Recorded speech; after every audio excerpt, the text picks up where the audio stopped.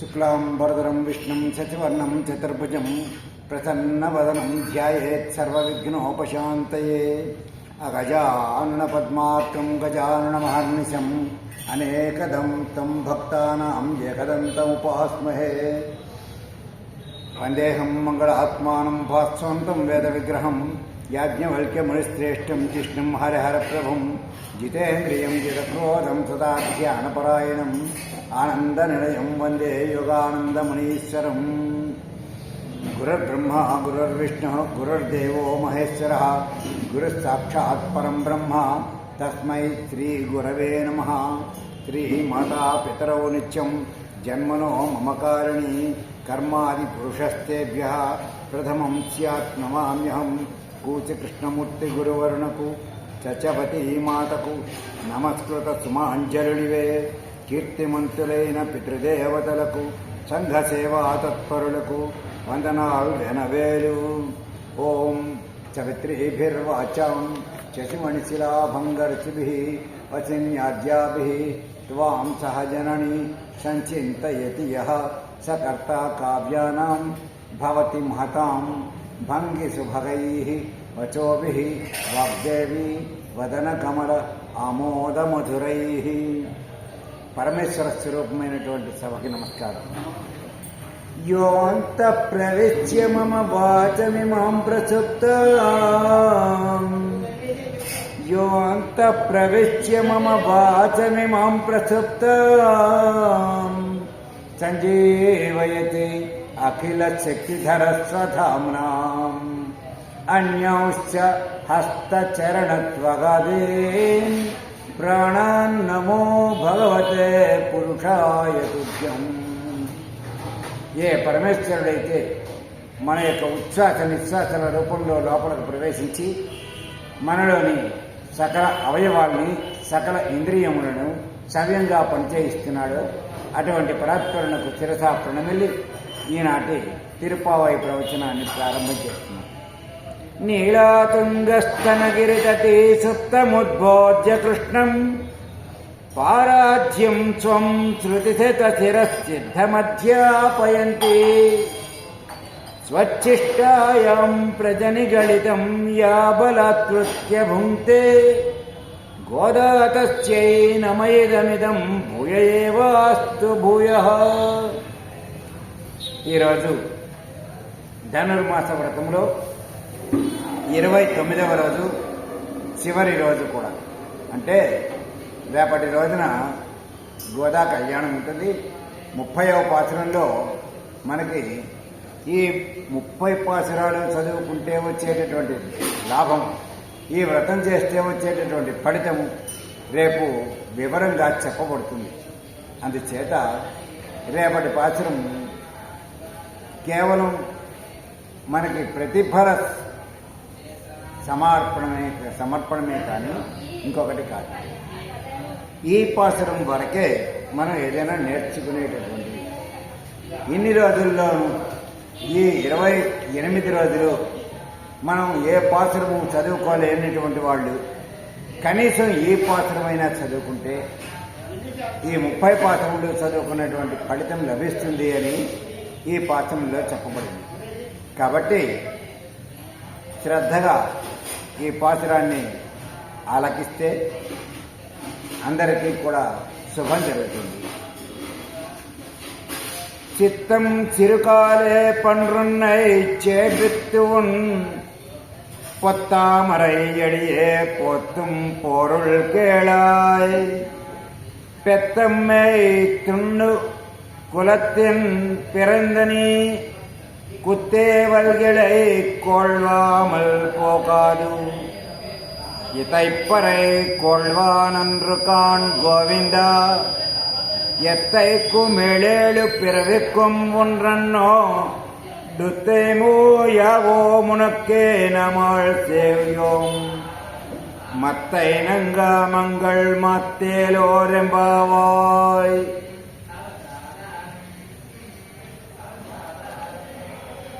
నిన్నటి రోజుని ఉపాయము ఉపేయము అనేటటువంటి విషయాల్లో ఉపాయం గురించి చెప్పారు.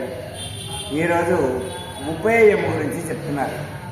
ఓ స్వామి శ్రీకృష్ణ, నీ పాదారవిందదాసులమగు మేము మిక్కిలి వేకునే లేచి నీ సన్నిధికి వచ్చి నిన్ను దర్శించి నీ సుందర తిరువడులకు మంగళాశాసనం చేయుటే మాకు పరమావధి అంటున్నారు గోపికలందరూ. ఎందుకనగా పశువులను మేపి మా జీవిక నడుపుకునేటటువంటి అజ్ఞానులమైనటువంటి మేము చేసే అంతరంగ సేవలను నువ్వు స్వీకరించకుండా ఉండకూడదు సుమా, స్వీకరించి తీరాలి. ఎందుకంటే నువ్వు మా గొల్ల కులంలో జన్మించి మా కులమును మమ్మల్ని ధన్యం చేసినటువంటి వాడివి. ఓ గోవింద, పుండరీకాక్ష, మేము నీ వద్దకు పర అను వాద్యమును పొందుటకు రాలేదు. అది ఒక నిమిత్తం మాత్రమే. జన్మముల వరకు ఈ కాలతత్వం ఉండు వరకు నీకు అనివార్య శేషభూతులపై నీతో చేరి నీ దాస్యముని మేము కోరుకుంటున్నాం. అంచేత మా యందు ఇతరములైనటువంటి అపేక్షలు ఏవైతే ఉన్నాయో వాటన్నిటినీ తొలగించి మమ్మల్ని కృపచూడు స్వామి, సదా నీ యొక్క సేవలని మా ఇయ్యి అని వ్రత ఫలితాన్ని ఆండాళి తల్లి వివరిస్తోంది. భగవత్ప్రాప్తిని పొందగోరే వారందరూ కూడా ఆచరించదగినటువంటి ఈ ధనుర్మాస వ్రతంలో గోపికలు భక్తి ప్రపత్తులే ముఖ్యమని నిరూపించారు. అజ్ఞానులైనా సరే నిశ్చలమైనటువంటి భక్తి ప్రపత్తులతోటి భగవంతుని చేరవచ్చు అనేటటువంటి విషయాన్ని నిర్వివాదంగా నిరూపించారు ఆండాళ్ తల్లి. ఇప్పుడు ఈ పాసురంలో వ్రత ఫలితాన్ని కూడా చెబుతున్నారు. ఫలాన్ని, వ్రతాన్ని ఒక నిమిత్తంగా చేసుకుని పర అనే వాద్యాన్ని పొందాలని తహతహలాడారు గోపికలు ఇప్పటి వరకు కూడా. ఈరోజు ఆండాళ్ళు తన వెంట ఉన్నటువంటి గోపీ జనాలతోటి తను ఏం కోరి వచ్చిందో నిరూపించినటువంటి రోజు. మన వాళ్ళు మేము పరిశుద్ధమై వచ్చాం అని గతంలో 2 సార్లు స్వామితోటి చెప్పారు. మేము ఇతర ఫలితాలు ఏమీ కోరి రాలేదు, ఏ ఉపాయాలు కూడా వాళ్ళ వద్ద లేవని నిన్నని చెప్పారు. ఈరోజు స్వామి ముందర తమ ఆర్తిని ఆవిష్కరిస్తున్నారు. మేము రావడం సాధన కాదయ్యా, మా ఆర్తిని చూసైనా అనుగ్రహించు అనిపించడం లేదా, అనుగ్రహించాలని నీకు అనిపించడం లేదా అని అంటున్నారు.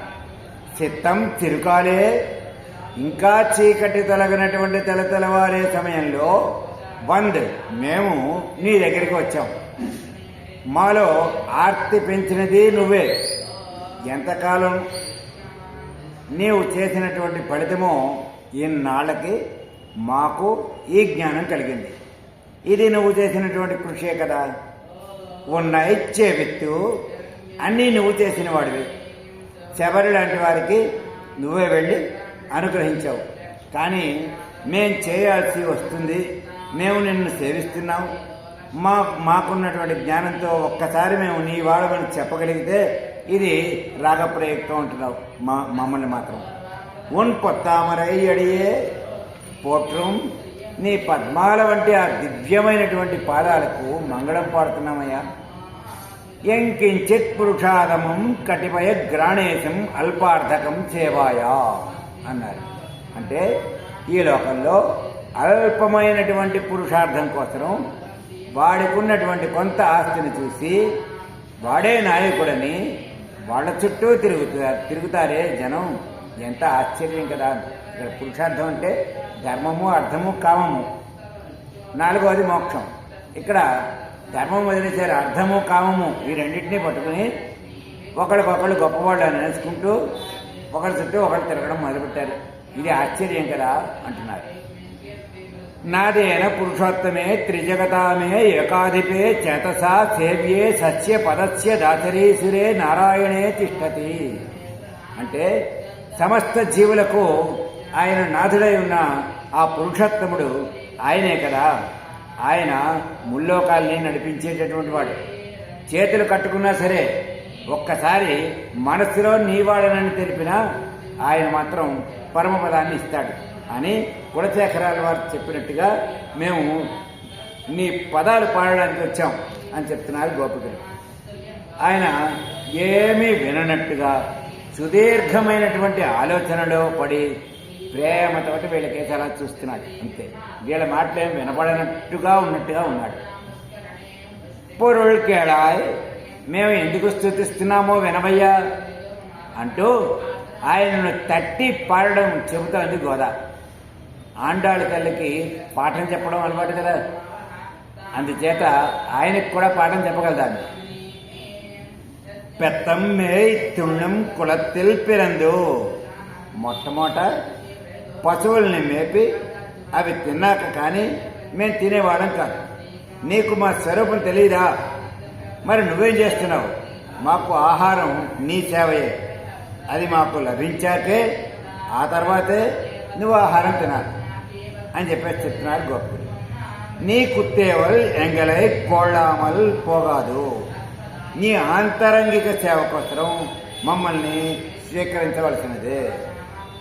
ఏదో వ్రత పరికరాలు అని అన్నారు కదా, ఇదిగో అని అక్కడ పెట్టాడు స్వామి. అప్పుడు ఎత్తై పరై కోళ్ళవాన్ అనుకోవాలి గోవిందా. మేము ఏదో అడగాలని వాటిని అడిగాం అంతే, మేము కోరేవి ఇవి కాదు. కేవలం మాట పట్టుకుని చూస్తావా? మా మనస్సులోకి దూరి తెలుసుకోలేవా? మా మనస్సుని నువ్వు పట్టుకోలేవా? మా మనసులో ఏముందో తెలియదా అని అడుగుతున్నారు గోపికలు. అంటే ఆయన అంటున్నాడు, నాకేం తెలియదు, నేను మీ గొల్లల్లో ఒకడిని కదా, మీకు ఎలా అజ్ఞానం ఉందో నాకు అలాగే అజ్ఞానం ఉంది, గొల్లవాడిని కాబట్టి అంటున్నాడు కృష్ణుడు. ఎత్తెక్కుం ఎల్లప్పటికీ ఈ కాలం ఆ కాలం అని కాదు, సర్వదేశముల యందు సర్వ అవస్థల యందు ఏరేర్ పిరవిక్కుం, 7 జన్మల్లో కూడా ఉన్ తన్నోడుతో మేయావోం, నీతో సంబంధమే కావాలి. కాలాధీనం కానీ పరమపదంలో ఉన్నా సరే మాకు నీ సంబంధమే ఉండాలి అంటున్నారు గోపికలు. ఉనక్కేనాం అచ్చై నువ్వోం మత్తైనం కామంగళ్ మాత్, అంటే కేవలం నీ యొక్క ఆనందం మాత్రమే, నీ యొక్క ఆనందం కోసమే మా సేవ అంకితమై ఉండాలి తప్ప తెలియక ఏదైనా మేము లోపం చేసి ఉంటే దాన్ని నువ్వే సరిదిద్దాలి. మా మీద ఏ రకంగానూ కూడా భారం వేయవద్దు. ఇలాగ వ్రతం ఆచరించినటువంటి అందరికీ కూడా ఫలితం లభించింది, శ్రీకృష్ణ సమాగమం లభించింది. దీనికి సహకరించిన వారికి కోరినవి లభించాయి. ఈరోజు పురుషార్థం పొందిన రోజు. పురుషార్థం అంటే మనకి మనం, ఇది నేను, నాకు పరమేశ్వరుడు నాకు అండగా ఉన్నాడు అని తెలుసుకున్నటువంటి రోజు. ఈరోజు స్వామి గోదాదేవిని రప్పించుకుని మానవ కన్యగా ఉన్నటువంటి ఆమెను తాను విగ్రహ రూపంలోనే వివాహమాడాడు. గోదాదేవి కోరినటువంటి వైభోగాన్ని పొందినటువంటి రోజు కనుక భోగి అని చెప్పేసి అన్నాడు. ఇందులో ఉండేటటువంటి విశేషార్థం ఏమిటి అంటే, మన ఆండాళ్ళు కృష్ణుణ్ణి చేరడానికి ముందు 2 సార్లు పరిశుద్ధమై వచ్చాం అని భగవంతుడైనటువంటి కృష్ణుడే ఉపాయమని సాధనమని నమ్మారు. అలాంటి వారు ఇతర సాధనాలు పట్టినా తన ప్రయత్నమైన సాధనమని తలచిన అది శవాన్ని స్పృశించినట్టే, అంటే ఏమీ పనికిరానటువంటిదేనండి. అవన్నీ అచేతనాలు, శక్తి రహితాలు కదా. అప్పుడు వీడిని కృష్ణుడు వదిలేస్తాడు, ఎందుకంటే ఇది నాది అని అనుకున్నారు కాబట్టి. అది లేదన్నారు, అంచేత మాకంటూ ఏమీ సొంతంగా అభిప్రాయాలు లేవన్నారు. వీళ్ళ అభిప్రాయం ప్రకారం స్నానం అంటే ఆ పరమేశ్వరుని చేరడమే, పరాయి అంటే ఆయనకి సేవ చేయడమే. భగవంతుడిని చేరాక ఇతర ఫలాలు కోరినా ఈ జీవుడు నా ఆనందమే ప్రయోజనం అనినా ఆ భగవంతుడికి అది విషభోజనంలాగా, ఎంగిలికూడులాగా అనిపిస్తుంది. అంటే అన్య ప్రయోజనం కోరేటటువంటి వాళ్ళందరూ కూడా అశుద్ధి తమకు లేదని ఈ చిత్తం చిరుకాలే ద్వారా స్పష్టం చేస్తున్నారు అన్నారు. భగవంతుడే సాధనమని పట్టాక భగవద్ రుచియే ఇతర ఉపాయముల నుంచి వీడిని ముక్తి చేస్తుంది. ఆ రుచి వీడిలో పొందాలి అనేటటువంటి త్వరని పుట్టిస్తుంది. అప్పుడు ఆ భక్తుడు ఆ స్వామిని నిర్బంధిస్తాడు. ఎలాగా? పరై ఇమ్మని. వీళ్ళు కోరే పరై స్వామి యొక్క నిత్య కైంకర్యం. పరై అంటే అది ఒక వాయిద్యం అని చెప్పేసి ఇప్పటిదాకా చెప్పారు, కానీ అసలైనటువంటి అర్థం నిత్య కైంకర్యము అని చెప్తున్నారు. ఇది సాధ్యం కానీ దీనిని సాధనగా భావించడం, ఆయన్ని అడగడం, ఆర్తిని ప్రదర్శించడమే తప్ప మరొకటి కాదు. ఇవన్నీ ప్రయోజనాలు మాత్రం కాదు. చైతన్యం ఒకటి వీరిలో ఉంది. దానివల్ల ఊరికే ఉండలేక ఏదో చేస్తూ ఉంటారు. అందరినీ లేపుకుని వీళ్ళంతా తెల్లవారికట్లే రావడం, వీళ్ళకుండేటటువంటి త్వర, ఎప్పుడెప్పుడు ఆ స్వామిని చేరుకుంటామా అనేటటువంటి ఆత్రత తెలియజేస్తోంది. మేమేం కోరుతున్నామో వినం అంటున్నారు. వేరే కోరికలేమీ వీరికి లేనట్లుగా కలత చేత అలాగంటున్నారే తప్ప వేరే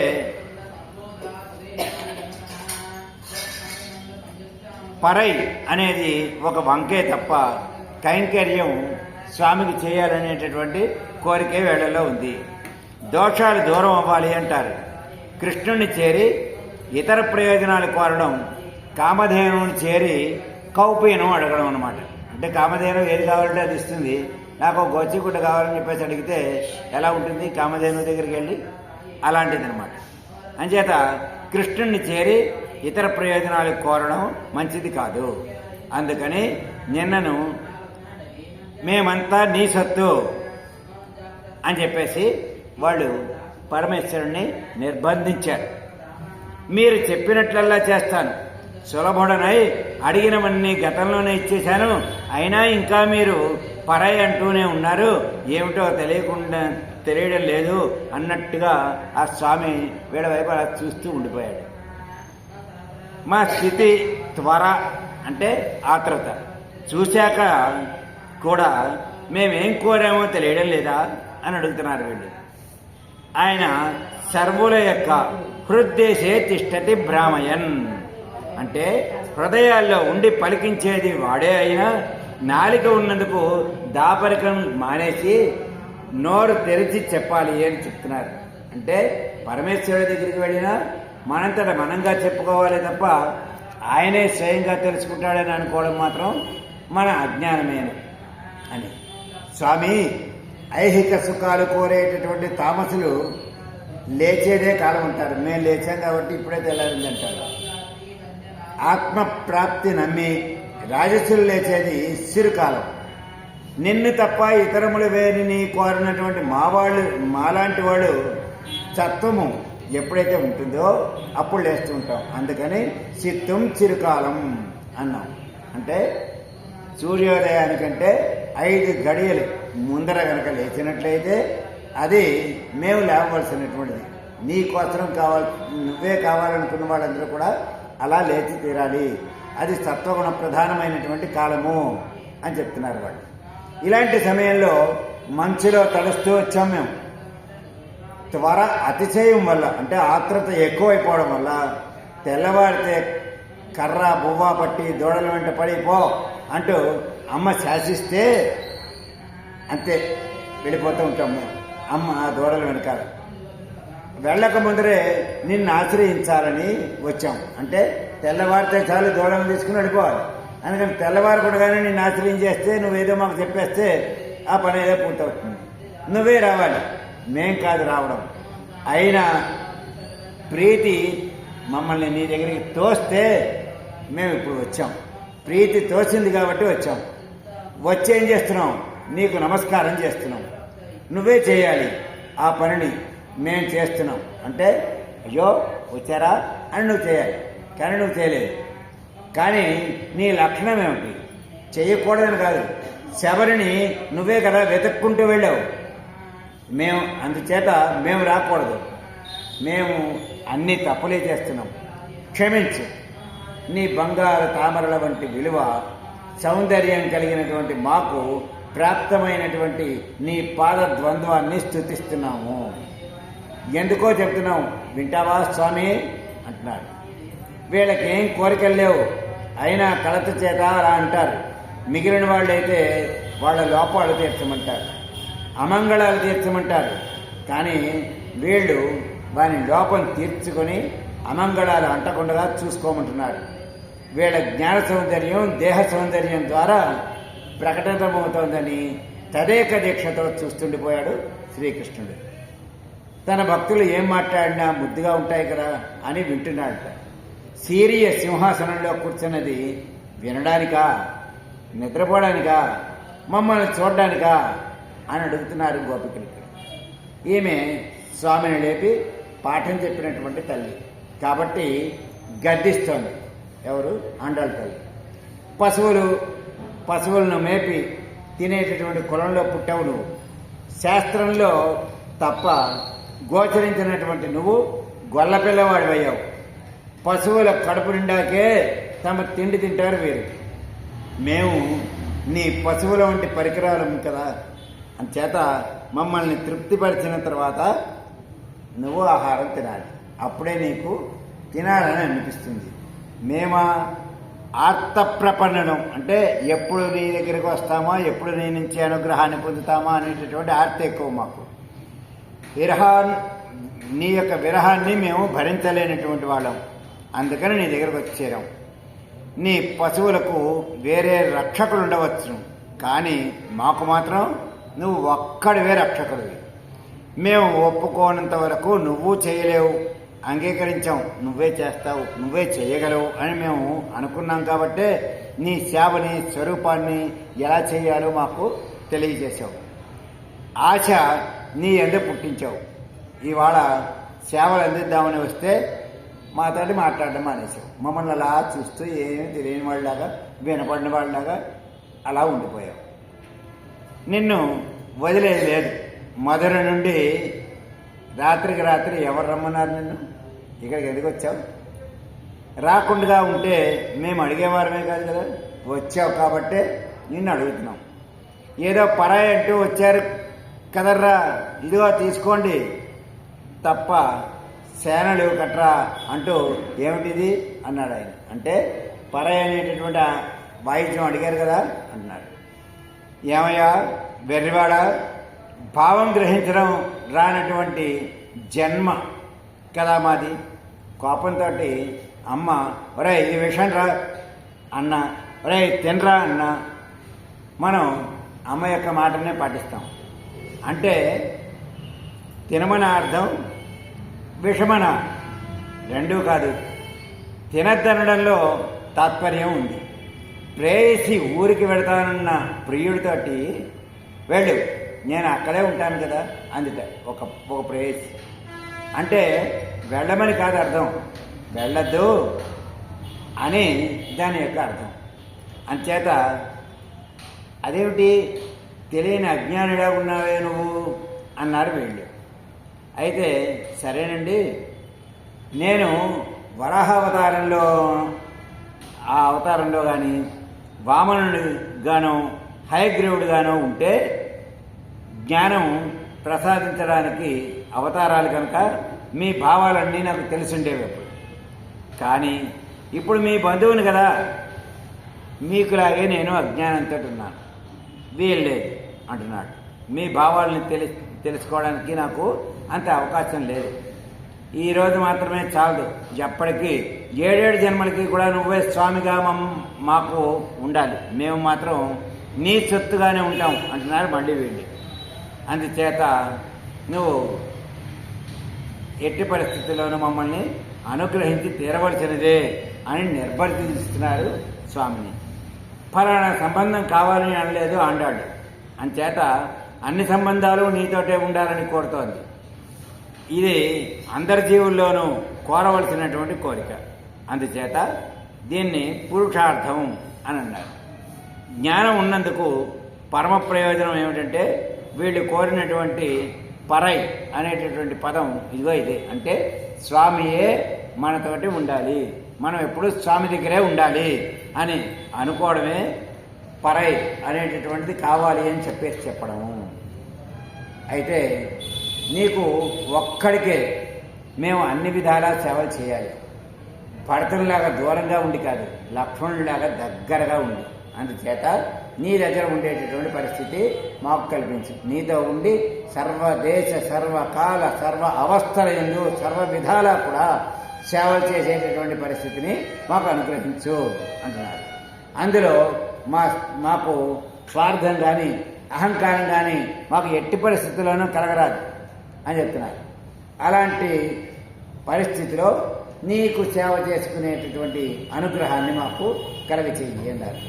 అయితే నీ సేవ చేయడానికి ఆటంకంగా ఉండేటటువంటి ఏవైనా దోషాలు ఉంటే మాలో మాత్రం వాటన్నిటినీ కూడా నువ్వే నిర్మూలించాలి అని భగవత్ కైంకర్యం అనేటటువంటి పురుషార్థాన్ని మాకు ప్రసాదించమని చెప్పేసి ఆండాళ్ళ తల్లి ఇందులో కోరుకుంటారు. అయితే వేదాంతపరంగా దీని యొక్క అర్థం ఎలా ఉంటుంది అనేది చూస్తే దానికి మరొక రకంగా చెప్పారు. ఇందులో పొందవలసింది ఏమిటి అనేటటువంటి చెప్తున్నారు. ముఖ్యంగా గోపికలందరూ ఏమన్నారు, ఇంతకాలం పరాయి అన్నారు, అంటే ఒక వాయిద్యం అన్నారు. స్వామి ఏమన్నారు, నటిస్తున్నాడు తనకు తెలియనట్టుగా. వాచ్యంగా చెబితే కానీ స్వామికి సంతృష్టి లేదు. వాచ్యం అంటే మాటగా చెప్పాలి, పైకి చెప్పాలి. మనసులో నా మనసు తెలియదా అంటే కుదరదు, పరమేశ్వరుడైనా సరే. అయితే స్త్రీలు కదా, తమ వాంఛితాన్ని వ్యంగ్యంగా చెప్పాలని ఇంతసేపు పరాయి అన్నారు. అంటే వ్యంగ్యం అంటే పైకి చెప్పేది ఒకటి, లోపల ఉండే అర్థమే వేరు. దాని అర్థం ఇదే, నువ్వు ఇలా అర్థం చేసుకున్నావు కానీ అంటారు. ఇది స్త్రీల దగ్గర ఉండేటటువంటి ఒక లక్షణం. అంచేత స్త్రీలు కాబట్టి వ్యంగ్యంగా చెప్పారు. అయితే స్వామి ఏం చేశాడు, తనకి ఏమీ తెలియనట్టుగా అమాయకంగా ఉన్నట్టుగా అలా ఉండిపోయాడు. సరే అని పరై అనేటటువంటి ఆ పర తెప్పించాడు. ఇవ్వడానికి మాకు అక్కర్లేదన్నారు వీళ్ళు. అదేమిటి, ఇంతవరకు నిన్నను కూడా ఇరైవా నితారాయ్ పరై స్వామి మాకు పరై ఇయ్యి అన్నారే, ఇప్పుడు తీరా ఇస్తుంటే వద్దంటున్నారేమిటి అంటున్నాడు స్వామి. స్వామి మేము పరపుచ్చుకుందుకు రాలేదయ్యా, చిత్తం చిరుకాలే. ఇంకా బాగా చిమ్మ చీకట్లు ఉండగా ఈ ప్రాతకాలంలో నడిచి వచ్చి నిన్ను సేవించామే. ఎట్లాంటి నిన్ను సేవించాం, నీ పాదములను సేవించాం. పాదములు ఎలాంటివి, బంగారు తామరలను పోలినటువంటి పాదములు. ఆ పాదములు సేవించి మంగళం పాడాం. మంగళం ఎందుకు పాడామో తెలుసా, చెబుతాం విను. పరధ్యానంలో ఉన్నావు, మా మాటలు నీకు బాధపడలేదు, చెబుతాం విను అంటున్నారు వాడు. ఇది మనం చేయవలసినటువంటిది ఏమిటి, మనకు సత్వగుణం ఆవిర్భవించినటువంటి కాలం ఎప్పుడో అప్పుడు తెల్లారుతుంది. సత్వగుణం ఆవిర్భవించడానికి కొద్ది సమయం ముందు నుండే అప్పుడే తెలివి వచ్చినట్టుగా ఉంటుంది. కానీ తెలివి వచ్చినప్పటికీ కూడా మనం లేము. ఇంకా చీకటి ఉంది కదా, ఒకసారి కళ్ళు తెరిచి చూసి చీకటి ఉంది కాబట్టి లేవక్కలేదు అని లేవు. ఆ సమయం ఇంకా బాగా చీకటిగా ఉండగా అప్పుడే లేవాలి అసలు నిజానికి. దాన్ని బ్రహ్మకాలము అంటారు, ఉషత్కాలము అంటారు. సూర్యోదయానికి 5 గడియల ముందు ఆ సమయంలో మన లోపల సత్వగుణం లేచి రాత్రి ఉన్నటువంటి రజస్తమస్తులు తగ్గి సత్వగుణం ప్రకాశిస్తే జ్ఞానం కలుగుతుంది. కాబట్టి ఆ టైంలో లేవాలి. అందుకని దానికి బ్రహ్మముహూర్తం అని పేరు. సత్వగుణం అభివృద్ధి పొంది భగవంతుడే మాకు పరమప్రాప్యమని, భగవంతుడే ఉపాయమని, భగవంతునికి చెందినటువంటి వారమే మేమని జ్ఞానం కలిగి వచ్చామయ్యా స్వామి అంటున్నారు. నీ దగ్గరకు నువ్వే రావాల్సిన చోటికి మేమే వచ్చామంటే భయపడతావు. కానీ ఆ రోజుని విభీషణుడు లంక నుండి వస్తే అయ్యో నేను వెళ్ళవలసిందే, ఆయన వచ్చాడు అని గాబరాపడ్డావు కదా. ఇవాళ మేము నీ దగ్గరకు వచ్చి ఏం చేశాం, వచ్చామంటేనే గాబరాపడతావు. విభీషణుడు వచ్చి పైన నిలబడితే పువ్వాచచా అన్నాడు, మాట్లాడాడు కూడా పైనుంచి. అయితే అరేరే మా కోసం లంక నుండి వచ్చాడా, ఆకాశంలో నిలబడ్డా, పైగా పలికాడా అని బెంగ పెట్టుకున్నావు. నేను మాట్లాడవలసింది ఆయన మాట్లాడా అని నువ్వు బెంగ పెట్టుకున్నావు. అంచేత మేము కూడా వచ్చి నీకు నమస్కారం చేశాం. నమస్కారం పెడితే స్వామికి ఇంకా ఎంతో భయం వేస్తుందని చెప్పేసి మనం అనుకుంటాం, కానీ నమస్కారం వల్ల ఎట్టి పరిస్థితిలోనూ భయం రాదు అని చెప్తున్నారు.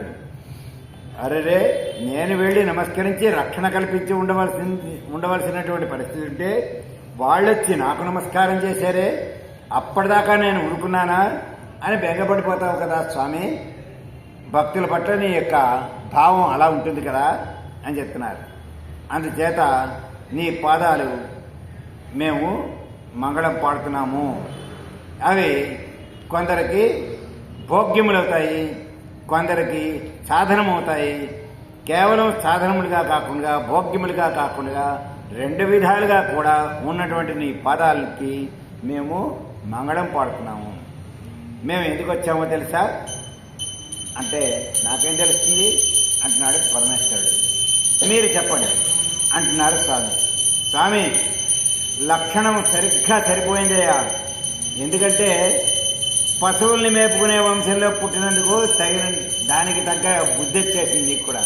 ఎందుకంటే మేము ఎలా అజ్ఞానులవో నువ్వు కూడా అజ్ఞానివి అన్న సంగతి ఇప్పుడు తెలిసిపోయింది. మాకేం తెలుసును అంటున్నావు కాబట్టి అంటున్నారు. పెత్తం వేం తుండం కులத்தில் పిరందాల్ గోవింద. పశువులను మేపుకుని జీవించేటటువంటి కులములో పుట్టినటువంటి గోవింద, ఆ గొప్ప జాతి లక్షణం వచ్చేసిందయ్యా.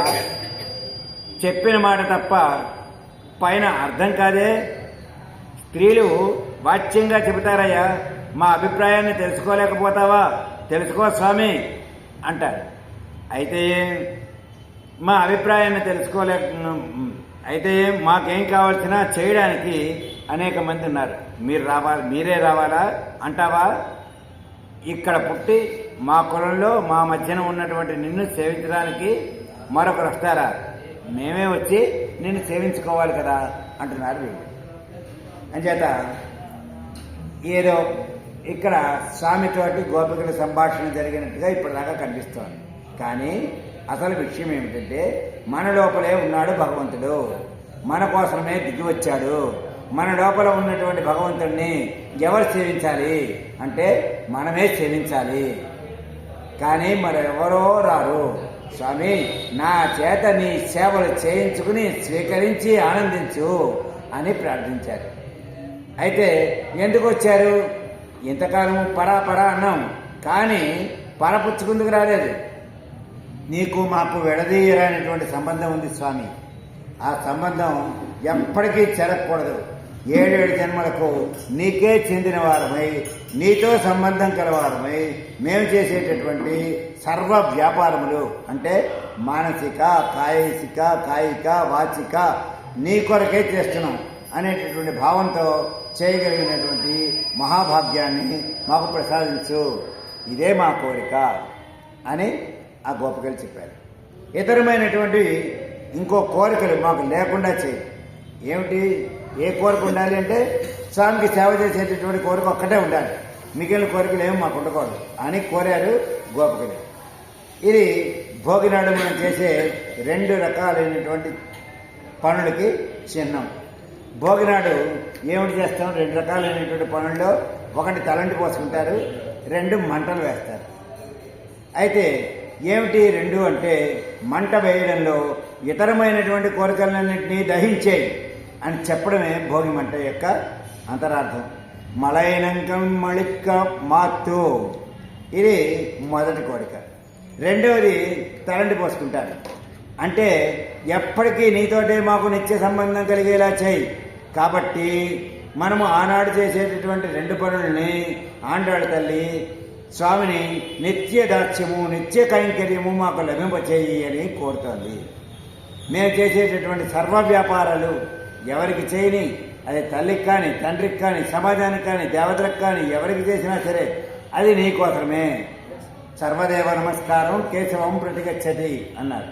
ఏ దేవుడికి నమస్కారం చేసినా సరే కేశవుడికే చేరిపోతుంటాయి. అలాగా ఎవరికి మనం సేవ చేసినా సరే అది తిరిగి నీకోసమే చేశామనేటటువంటి భావన నింపి చేసే ప్రతి పని నీకే చెందుతుంది అనేటటువంటి భావనతోటి నీ ఆజ్ఞగా నీ పనిని మా చేత చేయించుకుందుకు నువ్వు మమ్మల్ని నియమించావు అనేటటువంటి భావనతోటి నీ సేవలు చేసేలాగా మమ్మల్ని అనుగ్రహించు అని కోరుకుంటున్నారు. మరి ఏ ఇతరమైనటువంటి కోరిక మాలో రాకుండా చేయి అన్నారు కదా. ఏ కోరిక అంటే శరీరానికి చెందినటువంటి సుఖముల కోసం వినియోగించుకునేటటువంటి బుద్ధి, ఇతరుల్ని చూసి శరీరమే వారు అనే భావించేటటువంటి బుద్ధి కలగకుండా నేను నన్ను రక్షించుకుంటాను అనేటటువంటి కోరికతోటి అనేకమైనటువంటి సాధనలు నేను చేస్తున్నాను అనేటటువంటి అహంకారం రాకుండా నన్ను కాపాడు తండ్రి అని ఈనాడు ప్రార్థించి తమకు ఈ వ్రతంలో కావలసినటువంటి ఫలితం ఏమిటో దాన్ని నిర్దేశించారు. ఇదే ఈ వ్రతానికి ప్రధానమైనటువంటి పాసురం. ఇంతకు ముందు పాసురాలన్నీ చదివినా చదవకపోయినా ప్రతిరోజు ఈ ఒక్క పాసురం చదివితే ఈ సంప్రదాయం వాళ్ళందరూ కూడా చక్కగా పూర్తి ఫలితాన్ని పొందుతారు అని చెప్తున్నారు. అయితే ఈరోజు స్వామి సన్నిధిలో ఈ మాటలు ముఖ్యంగా చెప్పుకోవాల్సి ఉంది. ఉద్దన్నోడు ఉత్తమేయావో ఉన్నకే నామాళ్ చేయవోయ్ మత్తెన్నంగ్ మంగళ్ మాత్తు ఇలా విజ్ఞాపనం చేయవలసిందిగా పెద్దల నిర్ణయం కనుక మనమందరం ఈ పాసురం నేర్చుకుని నిత్యము స్వామి సన్నిధిలో విజ్ఞాపన చేస్తూ ఉందాము అని ఆండాళ్ళ తల్లి మనందరికీ చివరి పాసురంగా మనకి తెలుసుకోవాల్సినటువంటి విషయాల్ని తెలియజెప్పింది. స్వస్తి ప్రజాభ్య పరిపాలయంతాం న్యాయేన మార్గేణ మహిం మహీషాః గోబ్రాహ్మణేభ్యः శుభమస్తు నిత్యం లోకాः సమస్తాః సుఖినో భవంతు.